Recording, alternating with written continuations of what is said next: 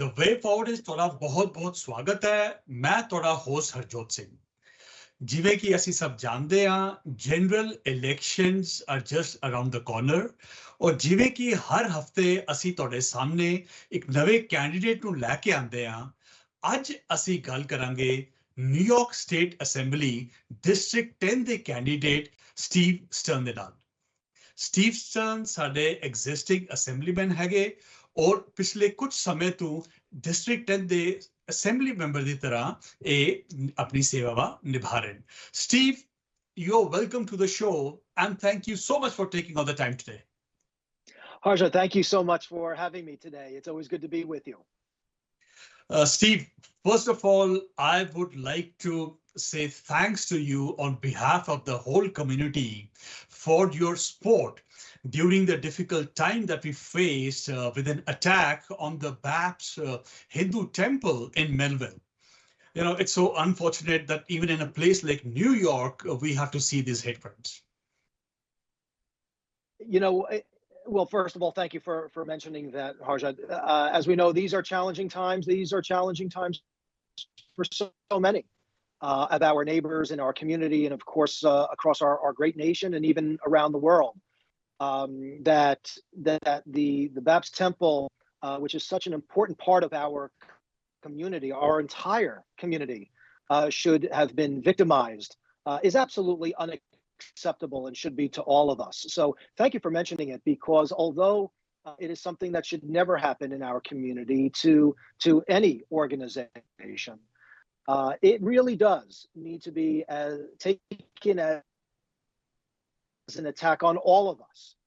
And that's something that, you know, for me and for colleagues at every level of government in our community, we wanted to make sure to come together, all of our friends throughout our community, again, during these tumultuous times. But hate will never have a home in Huntington. It was an important message that must be set not only on that day, but every day. And for an attack on such a place of so good in our community just makes it that much more troubling. So, but out of day, I'm also very encouraged. I'm very encouraged that the hardworking, outstanding men and women of Suffolk County law enforcement were so quick to respond. The Suffolk County District Attorney's Office was one of the first group of professionals that were on the ground that morning. And so many of us stayed throughout the day to make sure that important message resonated, not just with the Baptist community, but our entire community, that hate will never have a home in Huntington or Suffolk County. Mm-hmm. Yeah, thanks for your strong action during those times, Steve. Steve, you know, this is always my favorite interview because, you know, whereas others speak of aspirations and plans, with you, we have a record and we, speak of ground realities. So tell us, what are the issues confronting the district this term? Sure. Well, Arjad, as you know, and that's why I agree. I so enjoy these conversations, because having served our community in the Suffolk County Legislature for 6 terms and now finishing a 3rd term in the New York State Assembly, I'm running for re-election to build on a record that I'm very proud of, a record of accomplishment, a record of impact. And when I knock on, you know, so many of the thousands of doors that I knock on, you know, throughout our community, I knock on at least 3,500 doors every single year in a non-election year. So double it or more in an election year. And I enjoy it because I enjoy, you know, meeting with my neighbors. And I've always said that the best ideas always come from my neighbors. I also enjoy it because it's an opportunity to talk about a record of accomplishment and how it's impacted them and their families and our entire community. And so what am I hearing? Public safety continues to be of primary importance to all of our neighbors. And it doesn't matter what neighborhood you're from. We want to make sure that public safety is well funded. We want to make sure that the men and women of the Suffolk County Police Department have what they need to keep us safe and secure. We want the District Attorney's Office to have their resources so that they can prosecute criminals who should be behind bars to keep us safe. And so I'm very proud to have led the initiative to bring back literally millions of dollars in a day where all of the rhetoric is about how we, should defund the police and not provide valuable resources to local law enforcement. I'm very proud to say that that's exactly what I have done. Exactly that. And so whether it's the police department or corrections or local law enforcement and the district attorney's office, keeping us safe is always the top priority. I'm very, very proud of my record there. Making sure that we have quality, clean water to drink for now and for generations, a top priority. We know that on Long Island, and particularly in our area of Nassau and Suffolk County, that we get all of our drinking water from a sole source aquifer. Essentially, we get our drinking water from beneath our feet. And these days, it remains that Suffolk County is approximately 70% unsewered, and that is absolutely unacceptable to our environment and for the integrity of our drinking water. And so I'm very proud to have delivered the resources that cumulatively came to well over $100 million that will begin the sewer process of creating an infrastructure running down New York Avenue, which is the main street right through the heart of our community that serves so many other areas. That will serve as a model for things like being able to expand on housing initiatives for both our younger people and our older neighbors who are looking for different innovative housing options. When we talk about protecting our environment, literally is on Long Island starts with the integrity of our drinking water. Promoting economic development in the greater Huntington area. All of these things that we talk about so often, you cannot have without the infrastructure to serve it. And so being able to bring home those resources, being able to pass legislative initiatives that have had that kind of impact in the area, but will serve as a model for other municipalities throughout Long Island. These, are many of the initiatives that we have been very successful with that have met the priorities, the community that I have the privilege to represent. Yeah, Steve, that's why I say that, with you, we have this record, we see these achievements, these accomplishments. Steve, for the, knowledge of our viewers, I would like to ask you, we in Suffolk County make a substantial contribution to the state exchequer. Do we get a fair share? Well, we don't. We do not get our fair share. And that has been historically the case. You can go back 100 years and that Long Island gives more state government than we get back. And New York State provides much more to the federal government than we get back as a state. So we are a contributing state. We are a contributing region. And a big part of my day, every single day, Harjot, is to lead the fight to get our fair share. And so first of all, I'm very proud to have been able to bring back the kinds of resources for not just public safety, not just for the integrity of the water that we drink, but for so many of the outstanding organizations that utilize those resources throughout our community to make real impact. I've also been able to bring back millions of dollars that have gone directly to the town of Huntington, to the town of Oyster Bay. These are local municipalities that get shortchanged as well. And so quality life issues, whether it is our roadways or our waterways or providing services for our veterans or our seniors, I brought back our fair share for our area there as well, which I'm very proud of. But I will share with you one of the big initiatives that I'm working on right now, which I think is a perfect example that goes directly to your point. When we receive federal dollars for and infrastructure projects, Long Island is treated as part of the same region as New York City and some of the upstate counties like Westchester and Rockland. And so Long Island, like all of those other pot of money, we are always in the shadow of New York City. It has always been that way. and it continues to be that way. And so Long Island leadership came together just the other day. Mhm. Every level of government was represented. Every party across the aisle was represented as well in a tremendous show of bipartisanship, which is exactly how it should be done, to make the case in support of my legislation that will take Long Island as a region out that we are currently in within the shadow of New York City, to make Long Island its own region, so that finally we'll be able to make the case for our fair share from the federal government, for our fair share from the state government, and the roadways that we see. And again, I'm very proud to have been able to bring home resources, and anybody in the town of Huntington can see that the road work pace has picked up well beyond, exponentially beyond what it's been in the past because of the money that I've been able to bring back, but it's not enough. We need to get more resources to our towns, to our county level, and to the state level, and even for the most major of roadways like the expressway, like the northern and southern state parkways. And so we believe that taking Long Island out of the larger New York City dominated region and be able to stand on our own, and given our population, that Long Island of Nassau and Suffolk County is larger than over a dozen states. Keep in mind that although Brooklyn and Queens are part of New York City, geographically, all you have to do is look at a pretty simple map of Long Island and know that they are actually part of the island that we share from a geographic standpoint.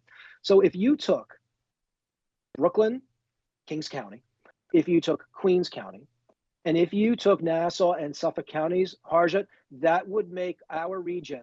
Steve, I think what you're telling is groundbreaking. It's very profound and it's long overdue. आज ਅਸੀਂ ਗੱਲ ਕਰ ਰਹੇ ਹਾਂ New York State Assembly District 10 ਦੇ incumbent ਤੇ candidate Steve Stern ਦੇ ਨਾਲ. Steve, you were telling us something which is very profound. So can you please break down a little more for our viewers? So what's going to be the impact of this legislation?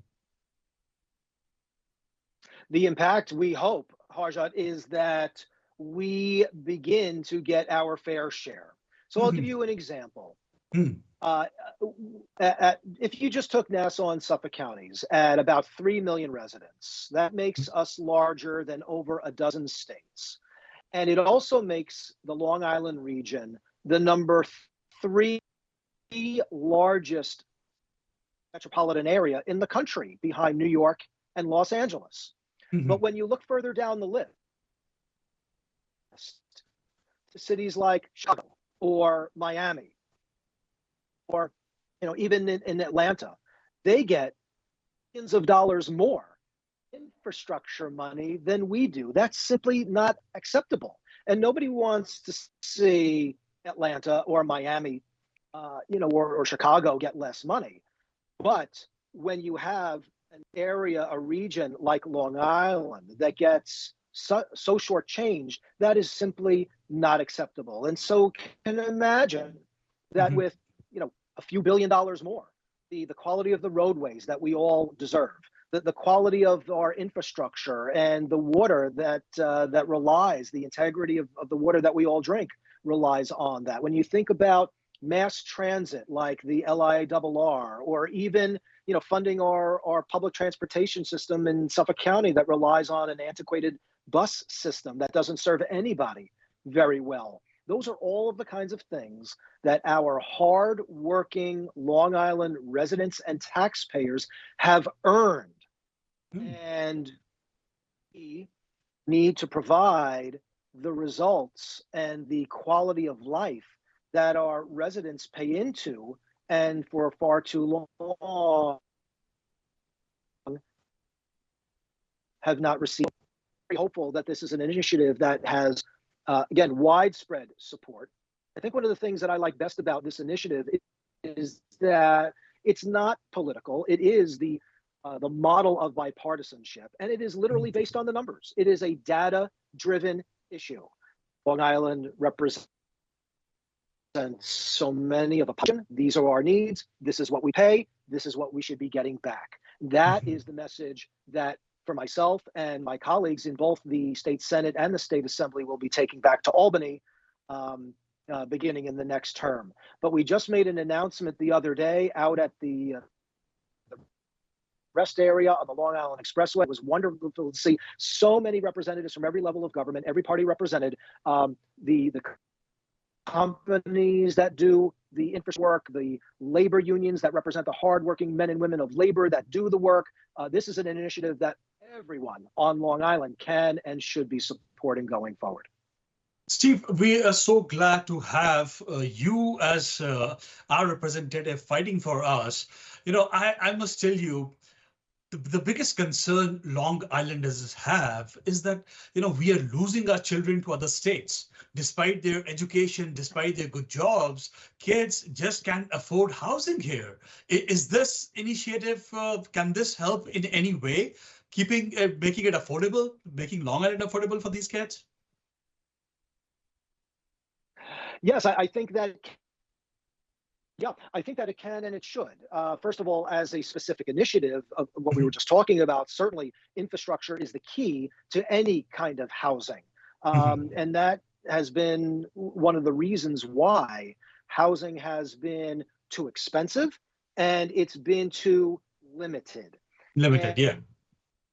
And there are things that we can and should be doing at every level of government to provide housing options that are more plentiful and that they are, you know, more tailored to the particular age groups and regions and types of housing that are needed that have been sorely lacking for way too long. By the way, Harjad, I'll share with you, this is an issue that's very important to me in my house, in the Stern house. I have children that are, you know, just coming up to, you know, out of college, out of graduate school, and we'll be looking very closely at where they are going to want to lay down their roots, where they're going to want to begin their careers, where they're going to want to start their families. Maybe Mrs. Stern more than me want our children to be, you know, right, you know, around the corner from us. I can deal with, you know, maybe a little further away, but certainly their mother wants them to be very close to home, and they certainly have let us know that they would like to be an important part of Long Island going forward, and you know, we certainly would love to see that. But it really does come down to housing. You know, there are an awful lot of issues that are there as to why so many up and down, you know, the spectrum as to, you know, who's moving out of New York and off of Long Island and why. It doesn't all come down to housing, but certainly that's a big part of it. And so if you're talking about housing for our young people and the other end of the spectrum on keeping certainly our older neighbors here rather than looking at, you know, other parts of the country. Look, I say this all the time. There are certainly those that are approaching retirement age that would love the lifestyle of playing golf, you know, year round and living under a palm tree and being able to sit on the beach 12 months a year. That is always going to be the case. But what we don't want is a culture on Long Island where everybody of every age is looking to go elsewhere because of the cost of living and because of the lack of housing. That is simply not acceptable, and that cannot possibly be our future. So there is a role for every level of government. At the state level of government, we've been working very hard on housing initiatives. I'll give you a couple of examples. Transit-oriented development, which we're starting to see in many different municipalities, and Huntington is included in that, where around the train stations, where we have a lot of commuters of every age, they want to get out of their cars, they want to stay off the L.I.E., they want to get into the city, they want to do their jobs, they might want to stay in the city for some recreation, but they want to come back home. And we are developing plenty of projects throughout Long Island that have started and have grown up and have even expanded around the train stations as TOD, or transfer-oriented development. They've been able to do that because much of the land around that infrastructure is owned by some municipality, some level of government, whether it's the town, the county, or the state. So one of the initiatives that I have started, as an example, around the Huntington train station, there is a parcel of property that's owned by New York State. Mhm. And part of the reason why we can't have housing that is affordable is because the high cost of land, because it's so limited on Long Island. But if we took this state-owned property, which is not being used for anything, it never has been. My guess is that for the foreseeable future, it never will be. And everybody agrees on that. That's not even a debatable issue. But what Mhm. if we took that property and we transferred it to our local municipality for the purpose of housing, and they were able then to offer it up, if it's in fact used for housing, that can be made more affordable, because now you're able to transfer it over for, something less than would go for full boat if it was going to be sold on the open market. And if we were going to be able to offer it up to our younger people, to our older neighbors, even making housing more available and more affordable for our first responders or the nurses that work in Huntington Hospital, just up the road from Huntington train station. These are all the kinds of housing and the kinds of groups that want to remain here, and developers that want to develop that kind of housing, but they have to make the numbers work. And so legislation that I've introduced would Mhm. allow us to take surplus New York State property and make it easier for other municipalities to use their properties that aren't being used for anything, will not be used for anything in the foreseeable future, to make at least some kind of impact on the local housing market to offer those Mhm. opportunities. That's Uh, something that I'm working on right now that has an awful lot of support. ਤੁਹਾਡਾ ਫਿਰ ਤੋਂ ਸਵਾਗਤ ਹੈ ਮੈਂ ਤੁਹਾਡਾ host Harjot Singh Steve, you have always been a champion of the star breaks, the enhanced star breaks. You've always been trying to make it affordable housing, affordable for Long Islanders. Is there something that is being done or that can be done to protect our those salt deductions that we used to enjoy? Yes, there is. Congress can do its job, and they can reinstate the SALT deduction that so many Long Islanders in particular rely on. The fact that it was taken away is ridiculous and unacceptable. The fact in SALT for Congress to reinstate has been troubling. That is going to have to require action at the federal level. We're going to need our representatives in Congress to fight for us even harder than they have been, in order to ensure that leadership in Washington, D.C. understands how important that is. Harjad, I think it goes back to what you had said before. This is related to New York and Long Island in particular getting our fair share. Part of our fair share comes through that SALT deduction. And the fact that this is something that we have been without, that we are fighting for, that has been policy for 100 years or more, is something that we now have to continuously, fight for at the federal level, with a federal government that seems to not care, or does care the other way in ensuring that we don't have it reinstated, is ridiculous. And so we all have a voice in this. Every level of government has a voice in this, and to keep the pressure on our federal representatives is something that's going to have to happen there. Because to continue to go forward into the future without the SALT deduction is simply not acceptable. Steve, you achieved more in your first 6 weeks as an assemblyman than many of the office holders in their lifetimes. We are so thankful for that. But there's something, again, which really concerns all the people, Long Islanders, New Yorkers, everyone in the country, is gun safety. And you have always been a champion of gun safety. Is there any tangible progress that we have made on the issue? We have, and I have referred to the gun safety issue as literally the moral issue of our time. And the fact that, mass shootings happen throughout the entire country should be unacceptable to all of us. We will hold a rally and then forget until the next tragedy. We'll pass a law until the next tragedy and then forget until the next one. comprehensive gun safety legislation is almost universally accepted to some extent, not just throughout Long Island and New York, but the entire country. And the fact that mostly our federal government refuses to act, again, should be infuriating to all of us. And I can't believe that federal representatives, even from other parts of the country, don't hang their heads in shame, is beyond me. This is a very personal issue for me, Harjad. One of my dearest friends lives in Parkland, Florida. And his son's best friend was killed in the tragedy a few years ago. And I'll never forget, I called him to ask him if that was good as it was going on, because it came on the TV on CNN. And he said, yes, I'm going to have to hang up on you because I'm texting back and forth with my son right now, who's hiding under a desk. This is during the shooting.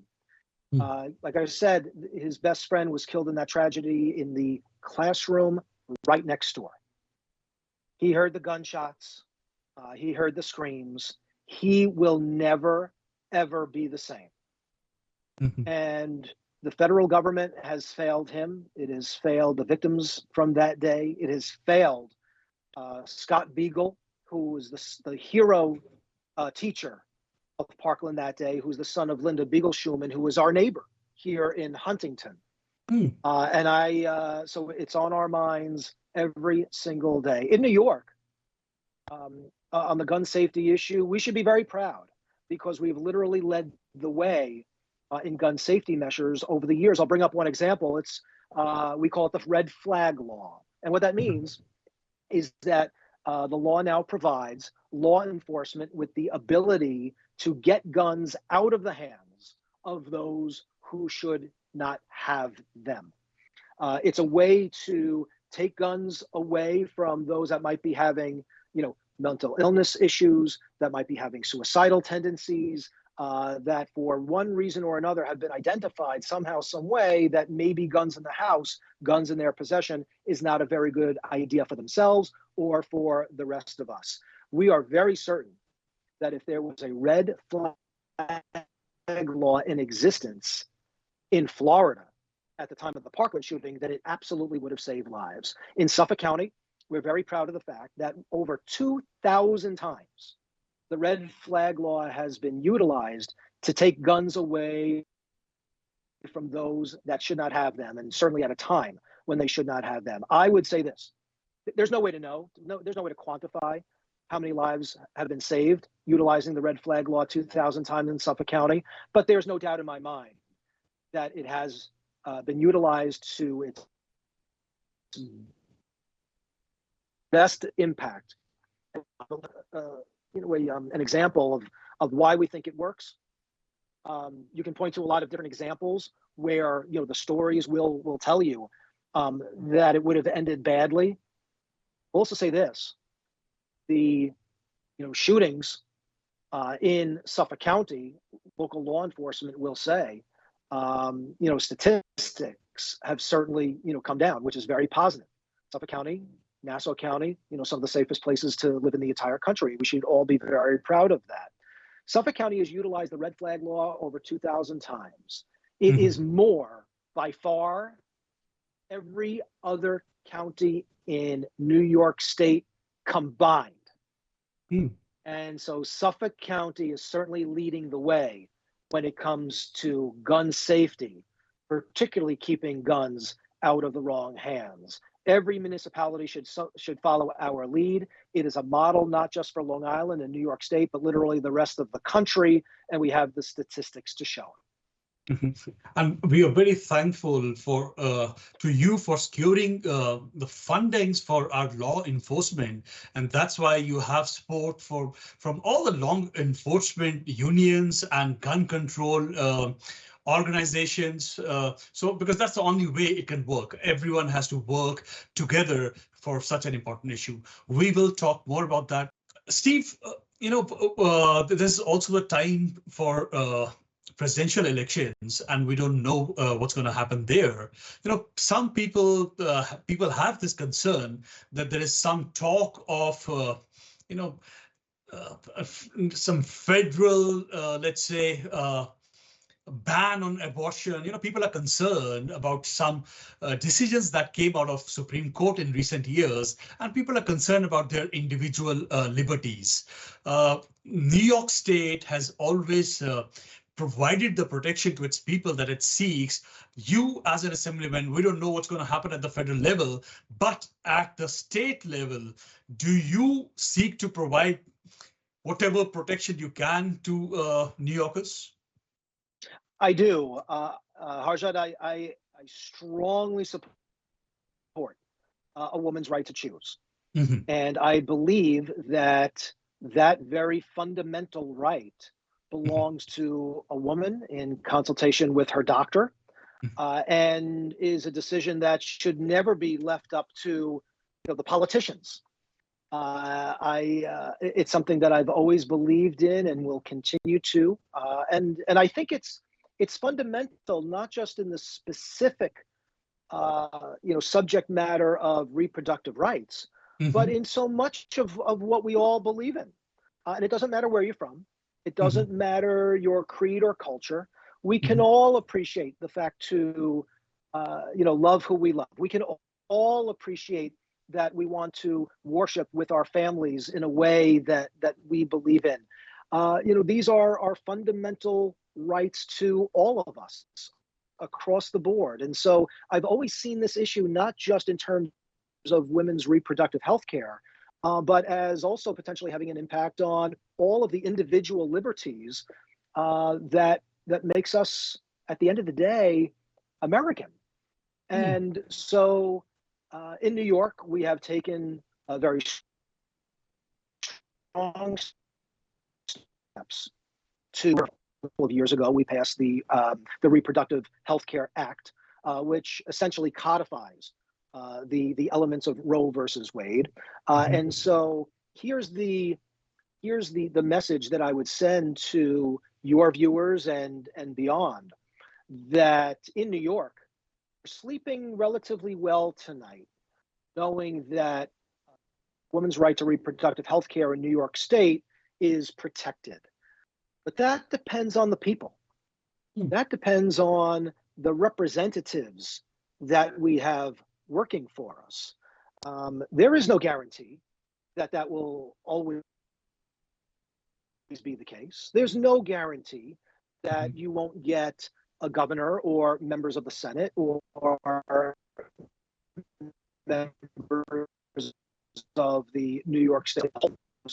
And so every single time that there is a ballot, we should all be participating, because elections matter, representation matters. And if this is an important issue, whether you're a man or a woman, regardless of age, regardless of health, this is an issue that should always be on somebody's mind, because we're seeing what happens when a United States Supreme Court goes the other way.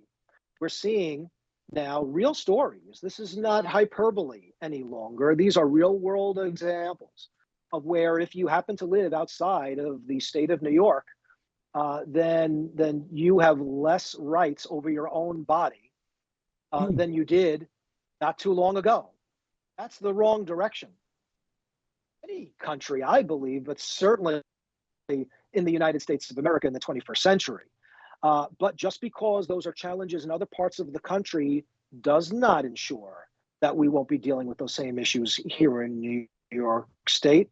Representation matters. Having your values represented, particularly at the state level, where these issues matter perhaps the most. I mean, at the end of the day, what has the United States Supreme Court said? Among other things, that their intention is to make this an issue, a state issue. Okay, if they are making it a state issue, I would much prefer it to be done nationwide. But if it's going to be a state issue, your vote now at the state level, not much more. And there is never going to be a guarantee that your state representative, whoever he or she might be, is going to share your values. So abortion is certainly on the ballot coming up on November 5th. But in many ways, whether it is abortion or civil liberties and our private individual rights, it's on the ballot. That's why it's so important for all the constituents to know that who is it that they are sending to the Assembly, to the Senate, to the Congress, because they represent your values. And this it has become a cliche to say that it's the most important election of your lifetime, but it seems that this one actually is. Steve, you have 100% approval rating from all the environmental groups, and we being in a coastal region, it's so important for us, that is so fundamental for us. Is there anything that you would like to disclose today, that you would like to tell some of your accomplishments, some of your recent endeavors that you are trying in the direction? Sure. Protecting our precious environment is always a top priority. And look, at the end of the day, Harjot, we live on an island. And so the environment is a top priority for all of us, regardless of party, regardless of level of government. And so I'm very proud of my record on the initiatives over many years, both in the county legislature and now at the New York State Assembly, that have made real impact on protecting the air that we breathe, the water that we drink, for now and for generations to come, sewer infrastructure, and to protect our water quality is just one of them. Right now, we're starting to see offshore wind and the development of larger scale solar. I have served of the subcommittee on renewable energy. And that means that I've had opportunity to speak with all levels of government, but some of the leading environmental protection professionals in the world to bring renewable, affordable, reliable green energy to Long Island. We're starting to see that offshore. We're starting to see that on land. And look, I'm an all of the above guy. So whether it is offshore wind, whether it is solar on our rooftops, whether it is development of hydrogen or geothermal, or even renewable transition, still utilizing natural gas. These are all of the items, all of the elements that will make for a successful, affordable, reliable transition to the green energy of the future, and not just the energy of the future, green energy jobs and careers of the future as well. I will bring up one of the initiatives that we just passed recently, and that's the Climate Change Superfund Act. Climate change and its impacts, obviously, Harjad, you know very well, a priority for anybody that lives or represents Long Island. It's prevent and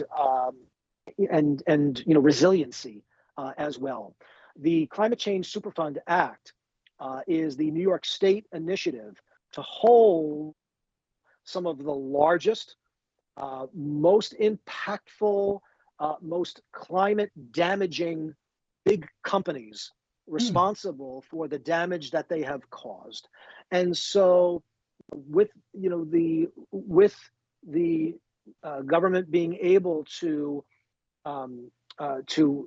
claw back some of the monetary representation of that damage and put it towards the big costs that it takes to and going forward and protecting and hardening Long Island against the impact of climate change, we believe is going to put us in a position to be able to pursue cleaner, greener energy going forward, as well as protect our exposure to the ravages of climate change that we're already starting to see. We are, Steve, we're not necessarily. There's so much. I'm sorry, Steve. Steve, this. Here. We are literally playing catch up that we're looking forward to accomplishing.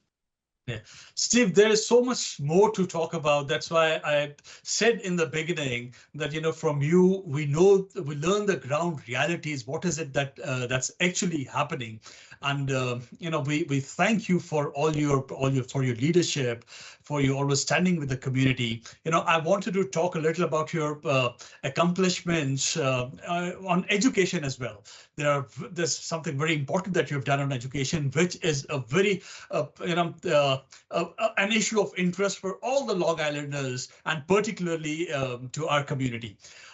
Steve, we wish you all the very best for this campaign, and we hope to see you again as our assemblyman in the 10th district. Thank you so much for talking to us today. Harja, thanks so much for having me as always. It's always great to be with you. Thank you. Thank you. AC ਸਾਡਾ ਅੱਜ ਦਾ show ਨਵੰਬਰ 5 election date ਹੈਗੀ ਹੈ। ਜਿਵੇਂ ਕਿ ਅਸੀਂ ਹਮੇਸ਼ਾ ਕਿਹਾ, ਸਿਰਫ ਪ੍ਰੈਜ਼ੀਡੈਂਟ ਦੀ ਇਲੈਕਸ਼ਨ ਜ਼ਰੂਰੀ ਨਹੀਂ ਹੁੰਦੀ, ਜਿਹੜੀ ਬਾਕੀ ਸਾਰੀਆਂ ਡਾਊਨ ਬੈਲਟ ਇਲੈਕਸ਼ਨਸ ਹੈਗੀਆਂ, ਇਹ ਤੁਹਾਡੇ ਲੋਕਲ ਜਿੱਥੇ ਤੁਸੀਂ ਰਹਿੰਦੇ ਹੋ, ਤੁਹਾਡੀ ਕੁਆਲਿਟੀ ਆਫ ਲਾਈਫ, ਤੁਹਾਡੀ ਸੇਫਟੀ, ਤੁਹਾਡੇ ਟੈਕਸਿਸ, हर चीज के ऊपर इन्हां दा असर हैगा। इस करके इन इलेक्शंस नू क्लोजली फॉलो करो। अर्ली वोटिंग स्टार्ट हो गई है, 26 कल तो शुरू हो रही है न्यूयॉर्क विच, तुसीं जाके वोट पा सकते हो। अदरवाइज नवंबर 5 को याद रखो और हर इलेक्शन विच बाहर आके वोट जरूर पाओ। साडा शो देखण दा बहुत बहुत शुक्रिया। सत श्री अकाल।